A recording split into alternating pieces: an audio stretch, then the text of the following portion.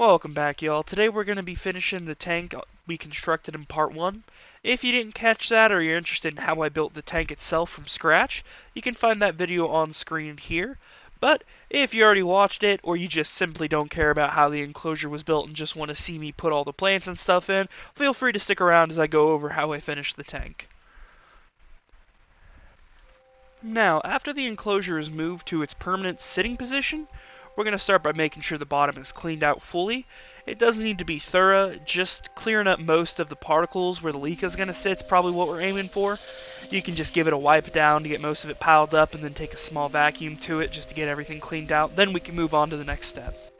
Here you can either dump the leca or you can scoop it in one at a time like I am. I dumped my leca into a bin and then just covered it with water so it could soak in for a few days, and it's way less dusty as you're putting it in. You can see here it's a little moist. Leca isn't a requirement in most non-tropical enclosures, however I still like to put some in even in most of my, even an arid one, just so that water has some drainage so you're not letting it sit towards the bottom there.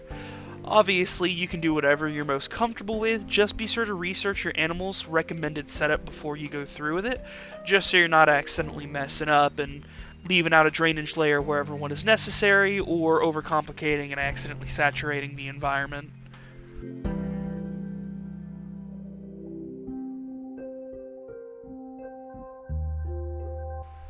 Once you have a satisfactory layer, you can go ahead and move on to putting down a substrate barrier. In this case, I'm just using some old drainable weed barrier I had lying on hand. You can use anything like geotextile fabric. As long as it prevents substrate getting into that leca, you should be completely fine.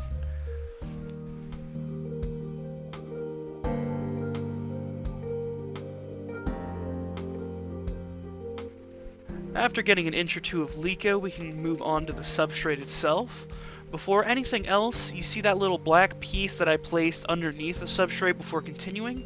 That is something a little bit odd. I'm testing it out here. It's a 3D print I made basically to support sticks vertically to mimic smaller young trees on the forest floor. Anyway, in the substrate I'm using here is a mixture I've made myself. It's composed of sifted topsoil, cocoa coir, sphagnum moss, worm castings, orchid bark, and horticultural charcoal. I'll leave the percentages on screen here, but you do not need to use this mixture. You can use any mix you have on hand or just a more simple one. I like making sure all my bases are covered with my mix, so it's very easy to add mix-ins to balance out the mixture per animal. So for like a blue-tongue skink, I could throw in a little bit of excavator clay so they have a little bit more digging area to go through, or for a more arid, I can mix it with sand as I put it in the enclosure. Back to the enclosure, what I'm doing here now is I'm just taking a flower pot and using that to fill up the pots we put in the background itself, just to make it a little bit easier instead of using that big old scoop I had. Once you get those pots filled in, just clean them out a little bit so they're not overflowing and pat them down. Here I'm going to start layering a lot of the soil towards the back as I go along, just to give some depth to the enclosure so it's not just some flat plain on the bottom. And once we're done, we can go ahead and move on to the next step, which is the hardscape itself.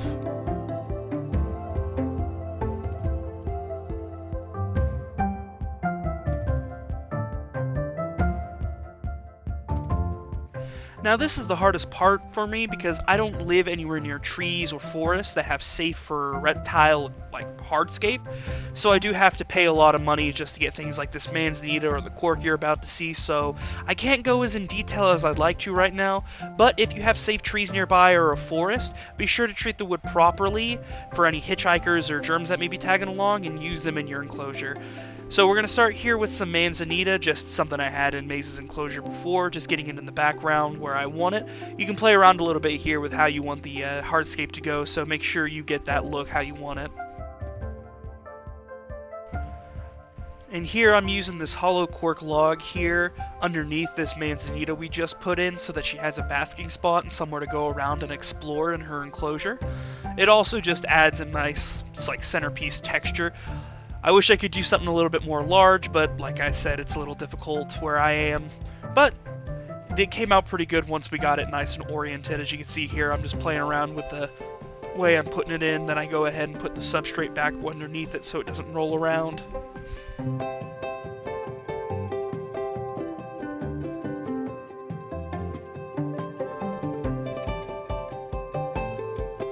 Now, to add a little bit of texture to the actual soil itself, I have some cork chunks here and some Cereus stone. You can use whatever you have on hand as long as it's properly been disinfected, but we should be ready to move on to the plants after this. I am by no means a botanist before we get into this next section. I just wanted to say there may be some I get wrong. I got this order from the herpiculture. Some of the tags were a little off, so I like how the plants came out, and the herpiculture is great, just I don't know some of these plants intimately, but let's go ahead and get them in the tank. First is some creeping Jenny along the right planter pot on the side. Then some golden pothos climbing up near the Jenny in the front. Here I have some what was told is Pilea Moonlight. I'm not 100% on that. Then next is a snake plant to add some nice contrast along the back there. And in the back left corner, we're going to put an autumn fern. And we're going to put some Satine pothos climbing along the large branch towards the top left. This is the large branch we had in the background. They also sent a nice aloe vera. I put it in the back right corner just to fill in some of that space. Now, I'm going to be completely honest, from here the names do get a little bit odd, so if I butcher the pronunciation, the names are still going to be on screen, so I don't want to hear anybody complaining about my pronunciation. First, we're going to be putting in 2 pieces of Monstera Adansonii. I do have 3, but I decided to keep that last one. I'm going to put 1 up towards the front and then 1 towards the back left here. And in towards the back, we're going to put a Hypoestes Philostachya climbing up the back wall as well, just to add a little bit of extra color. And up on the left wall flower pot, we're going to put the Cryptanthus Bivitatis. That is such an odd name. And I'm putting a Philodendron Neon along the back left wall pot, just to add a little bit of extra vining towards that back section there. And to finish off the background, we're going to add a small Peperomia closifolia between the snake plant and the Hypoestes, just to get a little bit extra fill in back there. And for the final plant, we're just adding another golden pothos in the center back pot, just to get some more vining across that edge there. I have a lot of golden pothos, so I'm just going to be adding them in just to throw them out of my collection. Now, after everything's in, we just give it a good watering down. Now, does this plant layout make any sense? I have absolutely no idea. I think it looks good personally, but I did order just these plants recently from the herpiculture. I don't have access to too many vivarium plants around where I'm from.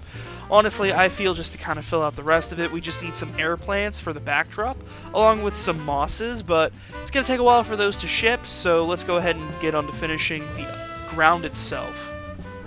Before I moved on to the actual ground itself, I went ahead and added another branch of cork I just had lying around. I wasn't liking how barren the left side looked, so I just went ahead and firmly pressed this stick into the foam and let it rest just comfortably on the ground where I can't jostle it around.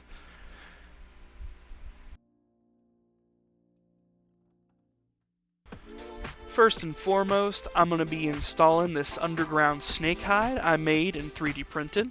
It just buries right under the substrate, and as it's buried, there's a little hole for them to access and dig down to. It does work with some climbing lizards, but mostly you're just going to be using it for snakes. It's printed in PETG, so it's food safe, and I used this with Maize for an extended period of time, and she loved it, so I decided to move it over first so it could be dug in the ground before we finish it up. Once it's nice and dug in, I just go ahead and add some soil over top of it, just pat it down, just so I can make sure that every inch of it is covered, so if she goes around moving on it, it's not just going to come randomly uncovered one day. I get a little bit back more towards the edge too, so it doesn't look uneven with the background.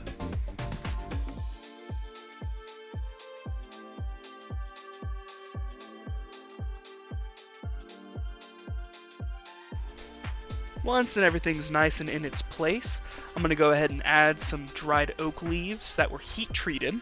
I had to order these ones since I don't have any locally. Hopefully you guys do have them. You can either treat them by boiling or baking, whatever you have available. I go ahead and add them to both sides of the enclosure and make sure I get it towards the back so I could try to get that forest floor feel by having kind of everything covered.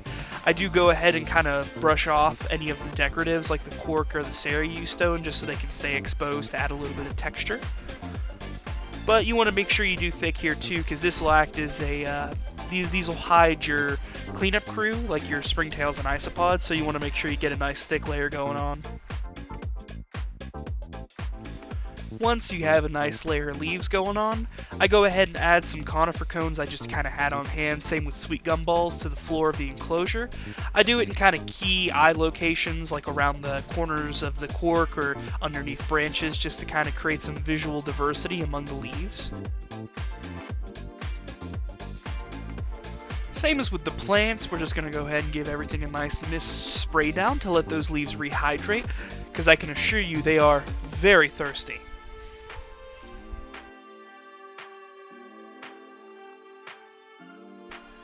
For the cleanup crew, what I like to do is I put in a couple piles of sphagnum moss throughout the enclosure and keep them nice and damp consistently.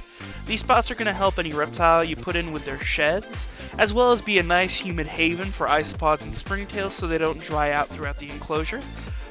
But after you get those spots put in, you can go ahead and move on to putting in the cleanup crew themselves. Let's introduce our first champion, the springtail.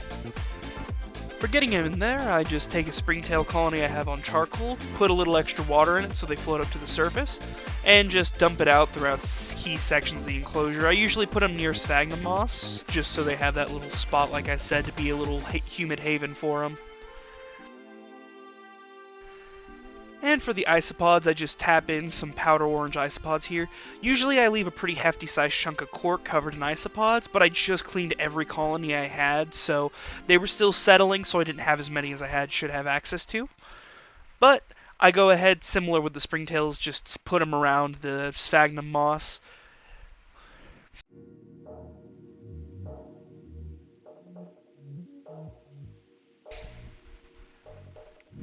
And after you're done lacing those in and around key sections around, we can go ahead and move on to the hardware I'll be using for this enclosure. First up is the Reptitrip 39-inch LED UVB bar. I'm giving it a shot and hopefully I can get a solar meter soon to test its UVB. Next is the heat lamp and bulb. I'll be using a 100 watt Arcadia halogen for the basking zone this time. And with the bulb, we're going to be using the Reptizoo dimming thermostat. I've used these a couple of enclosures in the past. They've worked out great so far, so I like using them. Now to keep the lamp on a timer, I'm actually using the Casa 3-plug smart outlet in conjunction with an AC Infinity Controller 79 Pro. The controller is going to allow me to monitor ambient temp and humidity remotely, which is fantastic. And the Casa is going to allow me to set schedules to keep things nice and consistent. I'll leave everything in the description. It's not sponsored or anything, I just really enjoy these products. Once your equipment's ready to go, we can go ahead and put in the probes for the controllers. On the left, I put the actual AC Infinity controller, and on the right, I went ahead and put in that dimmer. But once you get those in, we should be able to move on to the last little bit of decor. It's been a few days and the moss finally came in. I just go ahead and sprinkle it around either on branches or high up locations in the backdrop. More or less just trying to make it kind of remind me of home. I come from Florida, so Spanish moss was kind of on every tree. We used to live in a yard with a great oak that had some Spanish moss. Every time a windstorm came through, it would just knock it everywhere. But I go around here and just hot glue it in locations so it can't be jostled loose, just to add a little bit of texture to the background and to the foreground on branches.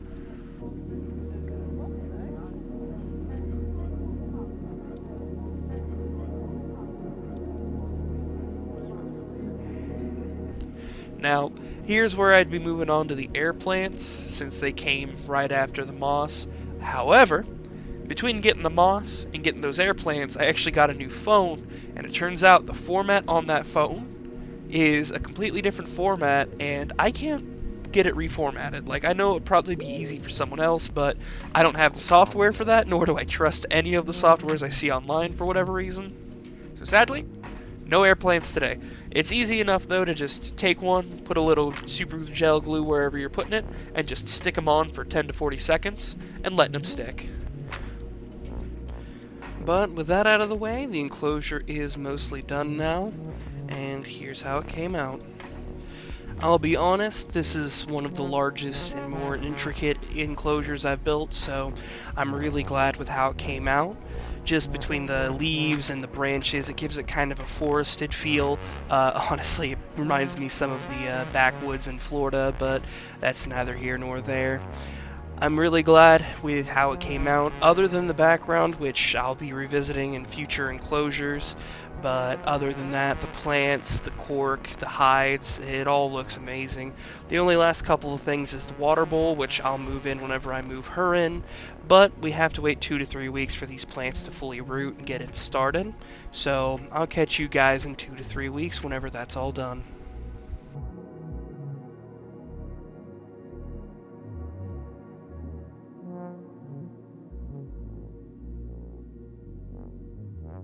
So it's been a few weeks at this point. I was going to show the enclosure and get into getting her moved in so we could wrap the video up. However, something terrible happened. So I'm having my wife put the snake into the enclosure here. First, she was ornery to get in. I was taking a couple photos, but she was trying to climb in. However, as we were putting her in here, I couldn't see it because I had the gimbal and I was standing to the side of the camera, so I couldn't see through the camera. But she had found a small little hole in the corner of the enclosure and immediately dug down to the bottom. She pushed her way through the mesh barrier and straight into the Leica.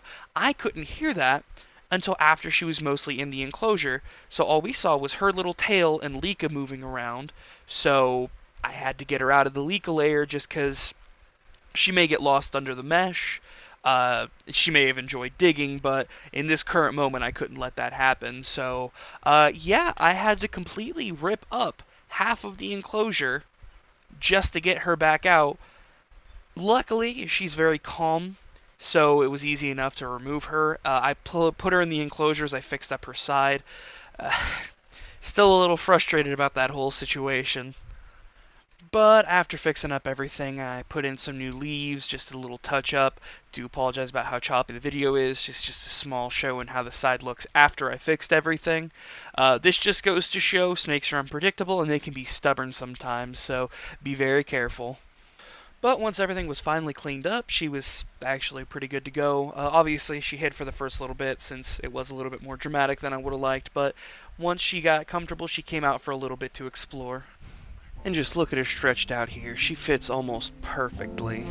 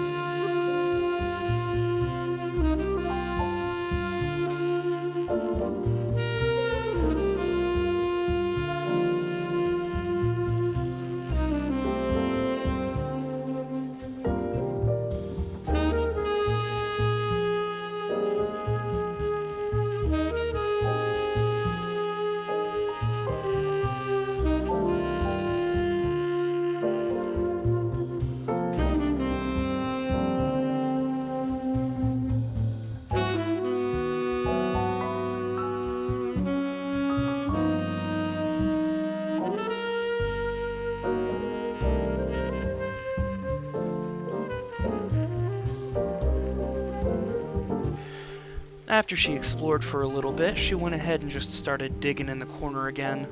Luckily, not underneath the Leica layer this time, but she started pushing dirt out of the way until she was comfortable. As you can see here, she made herself a nice little hide right underneath that manzanita. I'm gonna leave her alone now, seeing as how getting her in was a little bit more dramatic than I would have liked. She's a little stressed out, but over the next couple days she'll get acclimated to the new environment. She's gone up 3 enclosure sizes, so she definitely has a lot to explore and go over now, so I bet she's really excited.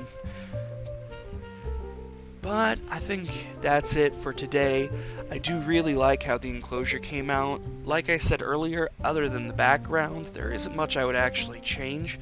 The only thing I could see myself directly changing with my next enclosure is the fact that I'm going to be putting down a thicker barrier for the Lika, so the next inhabitant doesn't go straight down.